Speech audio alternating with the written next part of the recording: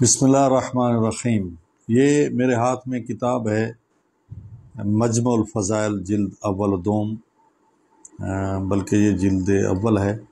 مناقب علامہ ابن شہر آشوب، مترجم ہیں سید المفسرین ادیب اعظم مولانا سید ظفر حسن صاحب قبلہ امروہی۔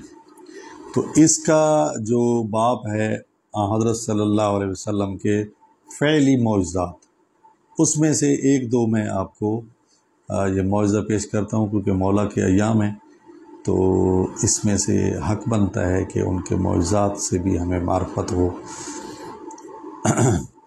فرمایا کہ جابر کہتے ہیں میں بیمار تھا، آپ علیہ الصلوۃ والسلام میری عیادت کو آئے۔ جب میں سخت مریض تھا آپ نے وضو کیا اور وضو کا پانی مجھ پر چھڑکا، میں فوراً اچھا ہو گیا۔ دوسرا، طفیل عامری نے اپنے جذام کی شکایت کی کہ مجھے جذام ہے، ایک بیماری کا نام ہے برس کی بیماری۔ تو حضرت سے شکایت کی کہ مجھے یہ بیماری ہے۔ آپ نے پانی کا ایک ظرف منگایا، برتن، اور اس میں اپنا لعاب دہن ڈال کر فرمایا اس سے غسل کر۔ اس نے جب غسل کیا تو صحتیاب ہو گیا۔ سبحان اللہ، یعنی لعاب دہن میں اتنی برکت ہے کہ وہ صحتیاب ہو گیا۔ اسی طرح حضرت نے ایک لڑکے کے سر پر ہاتھ پھیرا اور فرمایا مدت دراز تک زندہ رہ،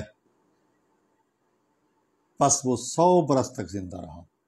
یعنی آپ نے اس کو ہاتھ پھیرا سر پر اور دعا کی کہ اللہ تعالیٰ آپ کو لمبی زندگی عطا فرمائے، تو وہ 100 سال زندہ رہا۔ ایک لڑکے کے سر کے بال گر گئے تھے، بال ختم ہو گئے تھے سر کے، ٹھیک ہے، تو آپ نے سر پر ہاتھ پھیرا، بال اگائے، فوراً بال اگائے۔ کیا خوبصورت اللہ نے معجزات عطا کیے، اور ہاتھوں میں برکت، لعاب دہن میں برکت، ٹھیک ہے۔ ایک انصاری کا ہاتھ جنگ احد میں کٹ گیا تھا، آپ نے اسے ملایا اور اس پہ پھونک ماری، بس وہ ٹھیک ہو گیا۔ تو یہ مختصر تھے جو میں نے آپ کے سامنے بیان کر دیے ہیں۔ تو اللہ تعالیٰ ہم سب کو آقا کریم کے معجزات سننے، سمجھنے اور ان پر ایمان رکھنے کی توفیق نصیب فرمائے۔ السلام